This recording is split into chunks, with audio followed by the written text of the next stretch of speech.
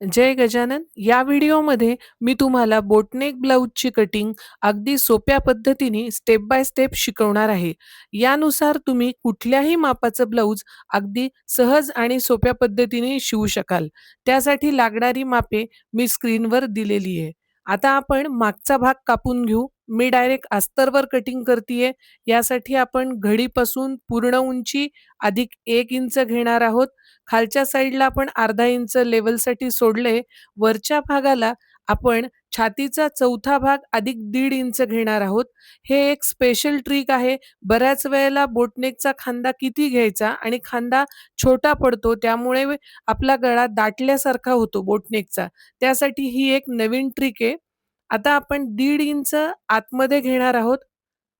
1.5 inch आपण margin सोडून आतमध्ये घेतलेले आणि आता जो ॲक्चुअल आपल्याला खांदा मिळालाय, तो आहे 8 इंच आणि त्यापेक्षा 1 इंच बगल आपल्याला कमी घ्यायची आहे. हे सगळ्याच मापांसाठी हा फॉर्म्युला राहणार आहे आणि साइडनी फिटिंगच्या इथे आपल्याला पाऊण इंच खाली घ्यायचंय, अलीकडे अर्धा इंच खाली घ्यायचं आणि कॉर्नरमधून 1 इंच आपल्याला घ्यायचंय आणि आपला जो बगल आहे त्याचा मध्य काढून मी बॅकचा शेप देतीये आर्म होलचा आणि असं साइडनी दिल्यामुळे तुमची फिटिंग छान बसेल. आता डार्टसाठी घडीपासून मी 4 इंच घेतलंय मागच्या डार्टसाठी आणि उंची 4.5 इंच घेऊन अर्धा-अर्धा इंचाची रुंदी आपण घेतोय मागच्या टक्ससाठी. आता अशा प्रकारे आपला टक्स रेडी झालाय. आता आपण कटिंग करून घेणार आहोत. आता मी बॅक पार्ट पूर्ण कट करून घेतलेला आहे. तुम्ही या पद्धतीने जर शिवला तर डेफिनेटली तुमची बोटनेकची पूर्ण भीतीच जाणार आहे. एकदम परफेक्ट बोटनेक तुमचा बसणार आहे. आता आपण फ्रंटसाठी अर्धा इंच हुक पट्टीसाठी मार्जिन सोडून घेतली आहे आणि आपण पूर्ण जशाच्या तसा आपला बॅक पार्ट त्याच्यावर आखून घेतोय. अशा प्रकारे मी पूर्ण बॅक पार्ट आखलाय. आता आपल्याला फ्रंट पार्टसाठी आपण बगल आपल्याला वेगळं घ्यावं लागतं. त्यासाठी मी पहिल्यांदा बगलसाठी मार्किंग करून घेतलेली आहे. आता आपण एक्स्ट्रा कपडा वरचा कट करून घेतोय. आता आपण हा फ्रंटसाठी 1 इंच तिरपं मध्ये आपल्याला बगल घ्यायचं आहे. 1 इंच सरळ घेऊन तिरपी रेषा मी जोडली आहे वरच्या साईडला. यामुळे तुमचा फ्रंटचा बगल एकदम छान बसतो, घड्या येत नाही कुठेही आणि 1 इंचाचा आपल्याला मधून शेप द्यायचा आहे. कॉर्नरमधून 1 इंच घेऊन शेप द्यायचा आहे. गळ्या रुंदीसाठी मी 4.5 इंच घेतीये आणि गळ्या उंचीसाठी आपण 3.5 इंच घेतोय. जर छाती गडी छोटी असेल तर तुम्ही 4.25 इंच गळ्याची रुंदी ठेवू शकता. आता वरपासून आपण 11.5 इंचावर टक्सची उंची दिली आहे. आता प्रिन्सेस कटसाठी आपण छातीचा 10वा भाग घेतोय. खालच्या साईडला पण आपण छातीचा 10वा भाग घ्यायचं. हे देखील माप सगळ्या छातीगडींसाठी कॉमन आहे. वरती पाऊण इंच आपण घेतलंय आणि प्रिन्सेस कटचा आपण शेप देतोय. आता आपण टक्सची रुंदी घेतली आहे 2.5 इंच आणि उंची साधारण 1.5 इंच आपल्याला घ्यायची आहे आणि तिथून हळूच गोलाकार शेप देऊन आपण प्रिन्सेस कट हा करायचा आहे.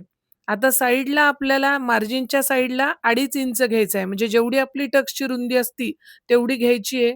वरच्या साईडला पाऊण इंच घ्यायचं आहे आणि तिरपी रेषा जोडायची आहे.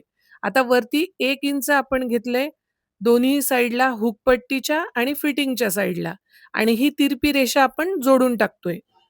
अशाप्रमाणे कुठलंही माप जरी असलं तर तुम्ही हाच फॉर्म्युला तिथे यूज करायचा आहे. छातीचा 10वा भाग घ्यायचा आहे. टक्सची रुंदी देखील तुम्ही 2 ते 2.5 इंचापर्यंत सगळ्या मापांसाठी कॉमन असते. त्यामुळे प्रिन्सेस कटचं असं टेन्शन असं काही घ्यायची गरज नाहीये. एकदम सोप्या पद्धतीने आपण मापं टाकू शकतो आणि परफेक्ट फिटिंग बसते एकदम. आता आपण जसं आपण आखलं होतं तसं सगळं आपण कट करून घेतोय आता.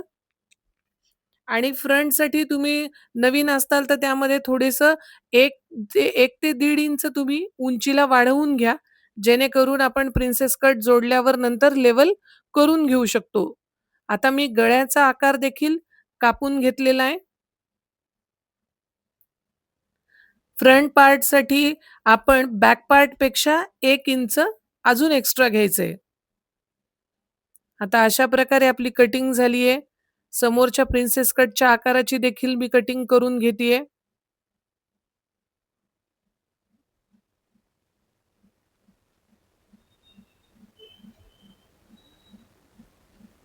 आणि तुम्हाला प्रिन्सेस कटच्या कटिंगसाठी माझ्या मागच्या प्रिन्सेस कटच्या व्हिडिओमध्ये मी डिटेल सगळे चार्ट दिलेले आहे. त्याची लिंक मी या डिस्क्रिप्शन बॉक्समध्ये देतीये. ती पण तुम्ही निश्चित पहा, जेणेकरून तुमची कटिंग एकदम परफेक्ट होईल. आता आपण बाहीची कटिंग करणार आहोत. बाहीसाठी आपण घडी घेतलेली आहे आणि माझी कपडा हा मला कमी पडलाय, त्यामुळे मला जॉइंट द्यावा लागतोय. तर जॉइंटसाठी आपण अर्धा इंचाची मार्जिन घ्यायची आहे. जेणेकरून आपल्याला नंतर शिवण्यासाठी मार्जिन मिळते.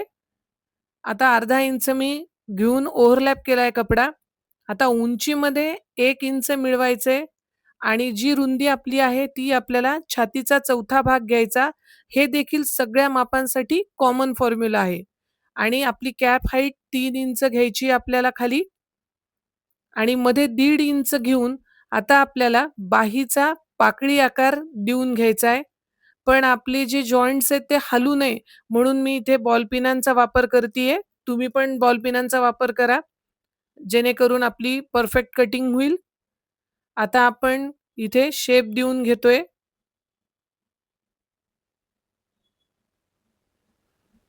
आणि दोन्हीही पाकळी शेपमधलं अंतर 1 पाऊण इंचापर्यंतच असावं. अर्धा ते पाऊण इंच. जास्त जर झालं तर ब्लाउज आपलं समोरच्या साईडला ओढलं जातं. त्यामुळे साधारण अर्धा इंच मॅक्सिमम 2 आकारांमधलं डिस्टन्स तुम्ही ठेवा. आता अशा प्रकारे सगळी आपली कटिंग झालेली आहे.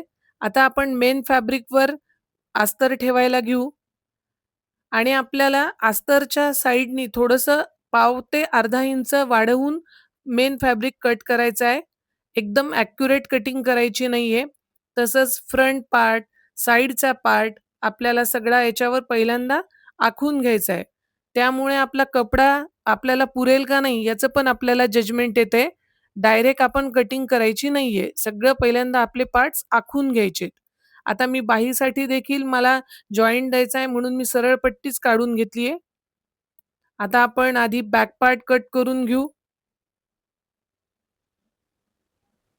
आणि आखून घेतल्यामुळे मेन म्हणजे कपड्यांचं प्लॅनिंग आपलं एकदम प्रॉपर होतं आणि कुठलाही पार्ट आपला कट करायचा राहत नाही. गळ्याचा आकार आताच कापण्यापेक्षा आपण तो शिवताना करणार आहोत. त्यामुळे मी गळ्याचा आकार इथं कापलेला नाहीये. बाकी जशी आपली कटिंग आहे तसं कटिंग इथं मी सगळी करून घेतीये. आता अशा प्रकारे आपला फ्रंट पार्ट रेडी झालाय. साइडचा प्रिन्सेस कटचा पण पार्ट रेडी झालाय. या ब्लाउजची स्टिचिंग प्रिन्सेस कट ब्लाउज प्रमाणेच आहे. त्याचा व्हिडिओ आपण चॅनलवर ऑलरेडी अपलोड केलेला आहे. अशाच प्रकारच्या नवनवीन व्हिडिओसाठी माझ्या चॅनलला लाईक, शेअर आणि सबस्क्राईब करा. धन्यवाद.